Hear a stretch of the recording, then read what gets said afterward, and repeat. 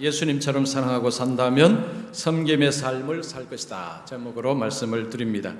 잘 살아라, 그게 최고의 복수다. 제목이 재밌죠. 이런 책이 있습니다. 책에 보면 사랑을 받고 자란 사람들의 5가지 특징이 있습니다. 한번 들어보시고 나는 사랑을 받고 자랐는지, 그리고 지금 나는 사랑을 받고 살고 있는지 한번 자신을 보시기 바랍니다. 첫 번째, 사랑받고 자란 사람들은 주변의 사람들을 사랑할 줄 안다. 사랑을 받은 사람은 사랑을 할 줄 압니다. 두 번째, 사랑받고 자란 사람은 예의 바르고 사교성이 좋다. 이게 사랑을 받고 자란 사람은 인간관계가 좋습니다. 세 번째, 사랑받고 자란 사람은 주어진 일에 최선을 다하고 책임감이 있다. 그러니까 사랑을 받고 자란 사람은 일을 맡으면 그 일을 소중히 여깁니다. 그리고 그 일에 최선을 다합니다. 네 번째, 사랑받고 자란 사람은 미안하다는 말과 감사하다는 말을 아끼지 않는다. 뭘 잘못했을 때 미안합니다, 죄송합니다, 이런 말 잘합니다. 그리고 도움을 받았을 때 고맙습니다, 감사합니다, 이런 말도 잘합니다. 마지막 5번째, 사랑받고 자란 사람은 상대방의 단점이 아닌 장점을 본다. 그러니까 사랑을 받은 사람은 마음의 여유가 있습니다. 마음의 여유가 있어서 다른 사람을 볼 때도 좋은 점을 봅니다. 자, 5가지 어떻습니까? 이 5가지를 보실 때 나는 사랑을 많이 받고 자랐구나. 사랑을 받고 자란 것 자체가 이게 삶으로 드러난다는 것입니다. 혹시 아무도 나를 사랑해 주지 않습니다. 혹시 이런 생각이 드십니까? 하나님이 사랑하십니다. 자, 로마서 5장 8절 말씀, 우리 큰 소리 읽습니다. 시작. 우리가 아직 죄인이었을 때에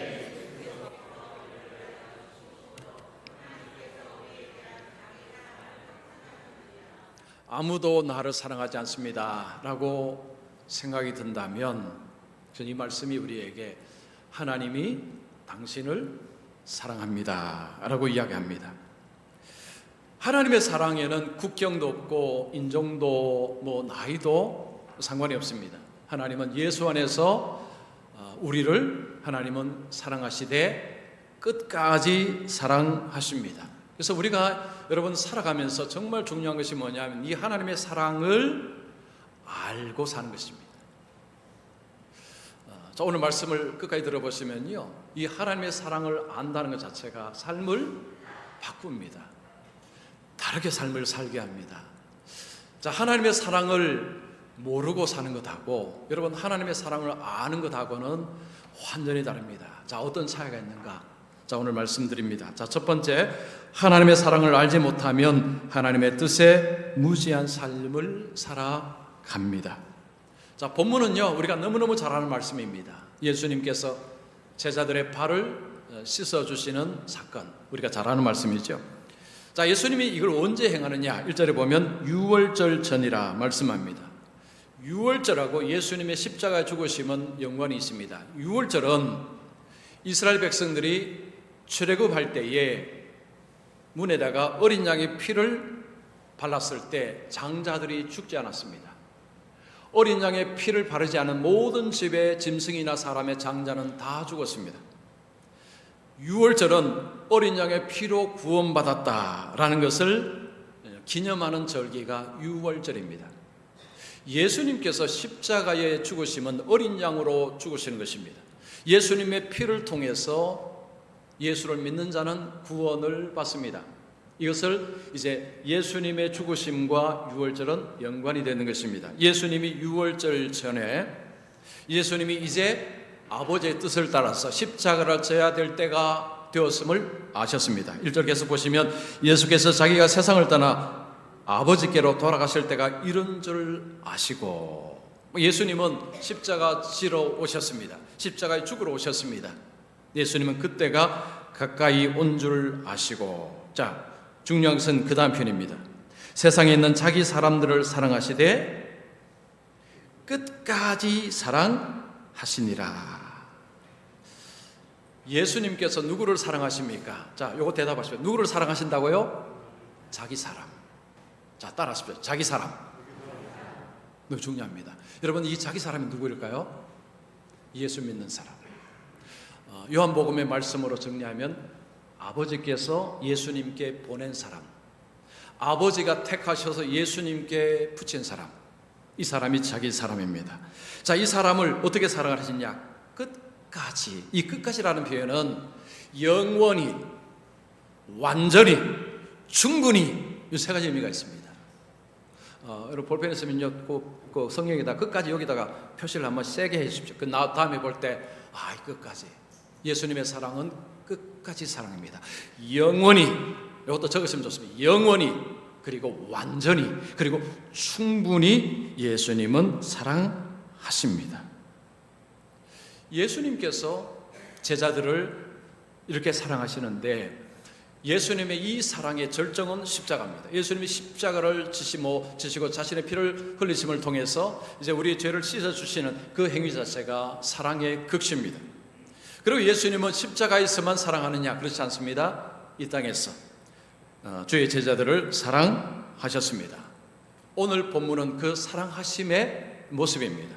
자, 예수님은 제자들을 사랑하셨는데, 근데 한 사람은, 그 사람은 예수님의 사랑을 도무지 알지 못합니다. 자, 2절 보십시오. 마귀가 벌써 시몬의 아들 가룟 유다의 마음에 예수를 팔려는 생각을 넣었더라.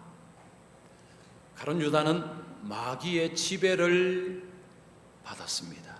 자, 이 표현은 여러분 이해를 잘해야 됩니다.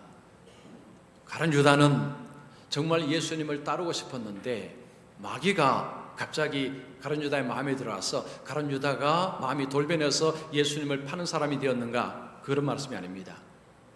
유다는 처음부터 예수님께 관심이 없었습니다.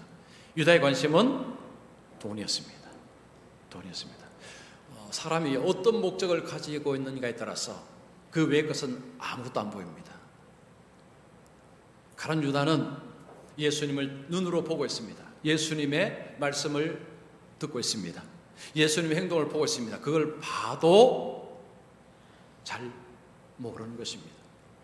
왜냐? 돈에 관심이 있다 보니까. 마귀의 지배를 받아서 예수님이 사랑하는지 그 자체를 모릅니다.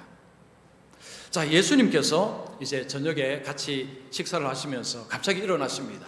그리고 우리가 잘 아는 그런 행동을 하십니다. 여러분 4절 5절 보시면 저녁 잡수시던 자리에서 일어나 겉옷을 벗고 수건을 가져다가 허리에 두르시고 이에 대에 물을 떠서 제자들의 발을 씻으시고 그 두르신 수건으로 닦기를 시작하여 예수님이 제자들의 발을 씻으십니다. 그 당시 문화에서 이런 행위를 하는 자는 종과 노예입니다. 예수님은 마치 자신을 종과 노예처럼 자신을 낮추시고 제자들의 발을 씻고 계십니다. 그러니까 제자들 입장에서는 너무 당황스럽습니다. 베드로가 났습니다.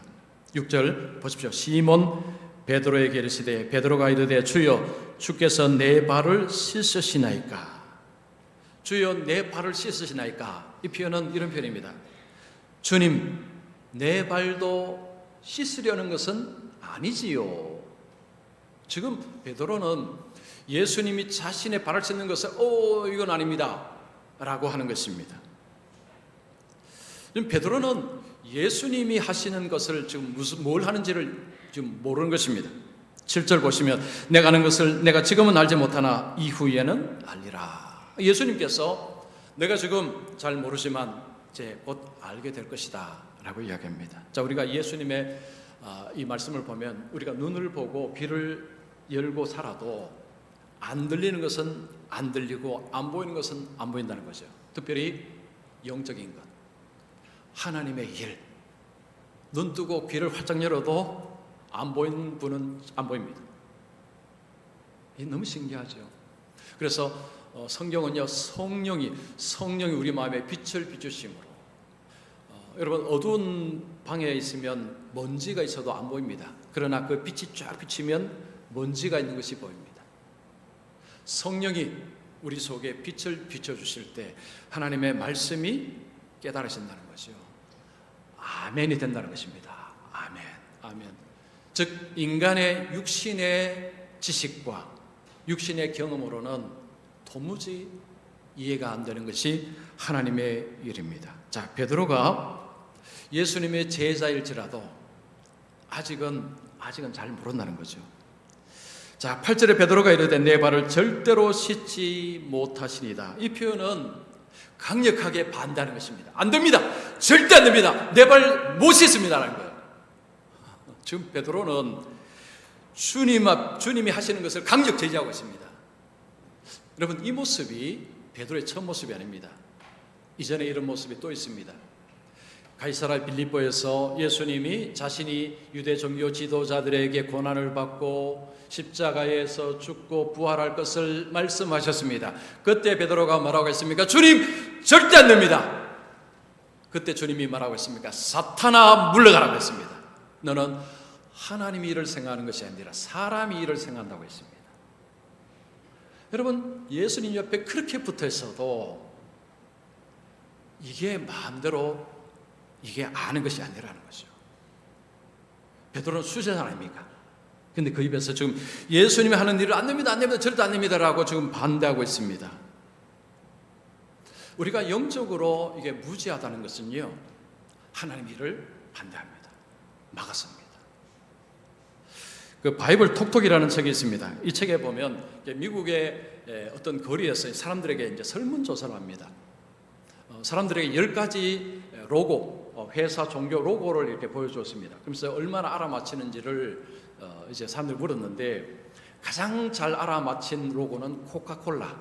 여러분, 코카콜라 로고 뭐 점점 많이 나오니까 이제 대충 그려지시죠. 두 번째는 맥도날드. 여러분, 맥도날드는요 거의 어느 나라에 가면 다 있습니다. 우리나라도 맥도날드 많죠. 세 번째는 세븐일레븐. 우리나라에 세븐일레븐 많습니다. 뭐 일본도 미국도 세븐일레븐 다 있습니다. 십자가를 사람들에게 보여줬는데 십자가는 몇 위였을까요? 뒤에서 세 번째, 8번째였습니다. 이거 뭘 이야기할까요? 모른다는 거예요. 어떻게 이럴 수 있습니까? 십자가를 봐도 이게 뭔지를 모르는 사람들이 많았다고 합니다. 자, 제이 레노나는 아주 유명한 미국의 코미디언이 있습니다. 이 사람이 저녁에 방송국에 지금은 이제 안 하는데 아주 그 유명한 코미디언입니다. 이분이 이제 거리에 나가서 사람들에게 물었습니다. 10계명 중에 하나를 이야기하십시오 라고 하니까요, 어떤 청년이 하늘은 스스로 돕는 자를 돕는다. 세상에 그 성경에 없습니다. 그래서 그 청년에게 그러면 예수님의 제자 중에 한 사람 이름을 대라고 했습니다. 모르겠다고 했습니다. 그러면 비틀즈의 member들 이름을 대라고 했습니다. 생각도 않고 곧바로 나왔습니다. 존, 폴, 조지, 링고. 자기와 아무 상관없는 비틀즈 멤버 이름은 다 아는데 자기 생명을 구원할 우리 예수님 십자가, 예수님 제자 도무지 모른다는 것입니다. 이건 뭔 의미할까요? 세상은 구원자에 대해서 너무 무관심합니다. 자기를 구원하러 오신 그분에 대해서 너무너무 무관심합니다. 자, 그러면 여러분, 교회를 다니는 우리들은 자, 성경에 관해서 여러분 퀴즈 대회 하면 퀴즈 대회 합니다. 이제 가셔도 됩니다 하면 남아 계실 분들 아마도 도망 많이 가실 것 같습니다. 우리가 이 성경을 안다는 것은요, 영적인 일에 관심을 가지는 것입니다. 성경을 모르게 되면 영적인 일을 모르게 됩니다. 그러면 어떻게 되는 줄 아십니까? 하나님의 일을 반대하거나 못마땅해 합니다. 자, 혹시 지금까지 이제 신앙생활 오시면서 교회가 어떤 일을 하거나 아니면 주위에 예수 믿는 사람이 어떤 하나님의 일을 하려고 할 때 못마땅해 하거나 아니면 반대하거나 아니면 싫어하거나 이런 적이 없으십니까? 한 번도 없으십니까? 자신에게 한번 물어보십시오. 정말 그것이 하나님의 뜻이 명백한데도 불구하고 뭘 의미할까요? 영적으로 무지하다는 것입니다. 그러면 영적으로 무지하다는 것은 뭘 의미할까요? 하나님이 나를 사랑하신다는 것에 대해서 지금 잘 모르고 있다는 것입니다.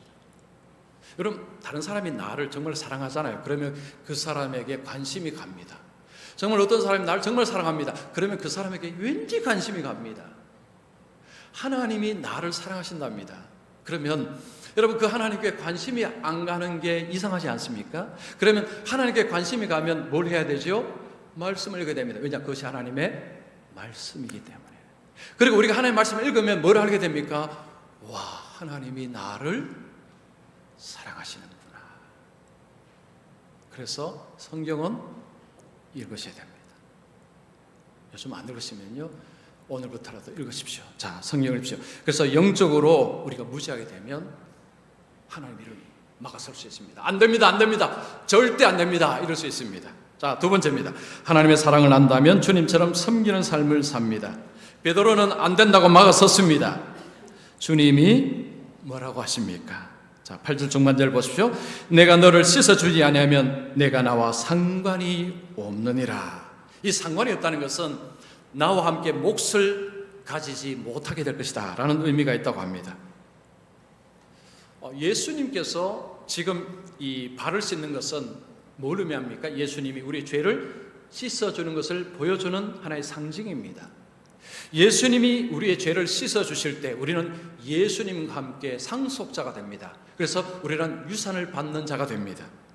자, 로마서 8장 17절 말씀 우리 같이 읽습니다. 시작. 자녀이면 또한 상속자 곧. 이건 놀라운 약속입니다. 예수를 믿는다는 것은 예수님의 은혜를 입어서 우리의 죄가 씻음을 받았을 때 우리는 예수님과 함께 상속자가 되어서 유산을 받는 자가 된다는 거죠. 예수님이 받는 것을 우리도 받는다라는 것이 성경의 약속입니다. 지금 예수님이 그런 이야기 하는 거죠. 만약에 너가 거절하게 되면 너에게 주어질 것은 없다는 것입니다. 자, 그러자 베드로가 9절에 이렇게 말합니다. 주여, 내 발뿐 아니라 손과 머리도 씻어 주옵소서. 왜 이런 이야기 했을까요? 예수님이 몫을 이야기하니까 그러면 전체를 씻어주면 더 많은 것을 받겠다라고 생각을 한 것 같습니다. 예수님이 뭐라고 말씀합니까? 10절을 보시면 예수께서 이르시되 이미 목욕한 자는 발밖에 씻을 필요가 없느니라 온몸이 깨끗하니라. 예수님은 지금 뭐라고? 온몸이 이미 깨끗해졌다는 거죠. 발만 씻으면 된다는 것입니다. 이제 이런 거죠. 이제 집에 들어올 때에 몸을 다 씻었습니다. 근데 이제 또 집에서 마당으로 왔다 갔다 하니까 발이 더럽습니다. 그러면 발만 씻으면 된다는 이야기죠. 여러분, 우리가 하나님 앞에 깨끗함을 받는 비결이 무엇입니까? 믿음입니다. 믿음으로만 받습니다. 자, 빌립보서 3장 9절 말씀 이것도 같이 읽습니다. 시작. 내가 가진 의는 율법에서 난 것이 아니요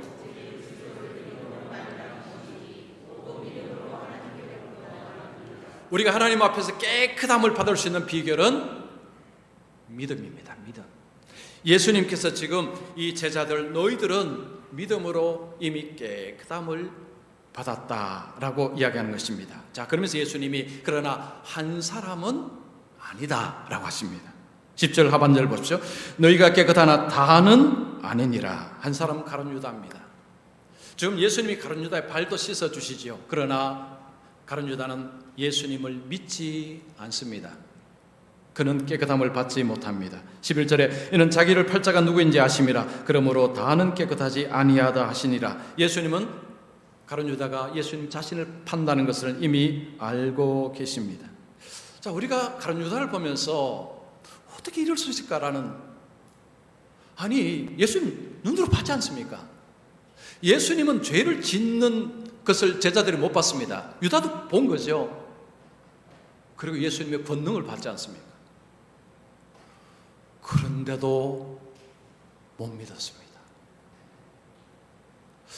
저는 이걸 보면서 교훈을 삼습니다. 잘못하면 내가 그럴 수도 있겠다. 여러분, 예수님 시대 예수님을 옆으로 본 가룟 유다도 이랬으면 우리는 예수님 눈으로 본 적도 없습니다. 예수님 권능을 눈으로 본 적이 없습니다. 그러면 나도 그럴 수 있다는 거죠. 내가 그 자리에 안 가는 게 정말 중요합니다. 자, 주님은 제자들의 발을 씻은 후에 제자들에게 말씀합니다. 14절 보십시오. 내가 주와 또는 선생이 되어 너희 발을 씻었으니 너희도 서로 발을 씻어주는 것이 옳으니라. 보니라. 예수님께서 저들에게 내가 선생이고 준데 너희들의 발을 씻어 주었다. 너희도 서로 발을 씻어 주라. 여러분, 이게 무슨 말입니까? 이제 제자들의 맨날 서로 발 씻어 주라는 이야기입니까? 아닙니다. 그게 아닙니다. 내가 너희를 이렇게 사랑한 것처럼 너희도 서로 사랑하라는 거죠. 자, 사랑의 표현이 무엇입니까? 섬기는 것입니다. 자기를 낮추고 섬기는 것입니다. 하나님의 사랑을 아느냐 모르느냐, 여러분, 너무 많은 차이를 냅니다. 이 하나님의 사랑을 정말 알게 되면 그 사랑을 실천하는 자가 된다는 거죠. 그 방식이 뭐라고 이야기합니까? 자기를 낮추고 섬기는 자가 된다는 것입니다. 15절에 내가 너에게 행한 것 같이 너희도 행하게 하려 하여 본을 보였노라. 저는 예수님이 세상에 오신 것이 너무 감사합니다. 만약에 예수님이 안 오시고 성경을 통해서 하나님을 믿는다면 뭐 믿기는 믿겠죠. 근데 너무 불명할 것 같습니다. 그냥 흐릿할 것 같습니다. 근데 예수님은 선명하게 보여주셨습니다. 하나님을. 그 제가 자주 말씀드렸죠. 정말 하나님의 살아계심이 의심스러우면 예수님을 보시면 됩니다. 예수님이 역사 속 실제 인물입니다.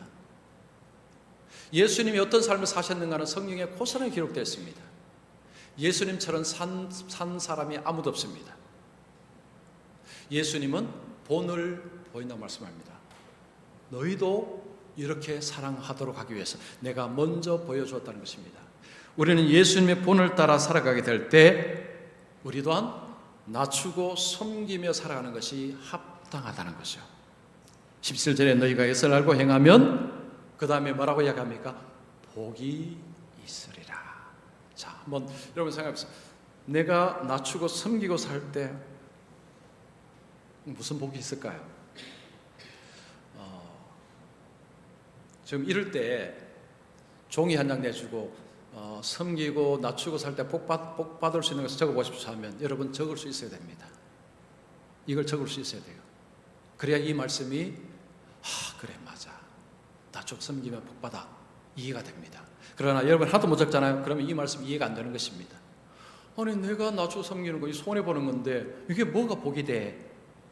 생각할 수 있습니다. 예수님은 이것을 알고 행하면 복이 있으리라.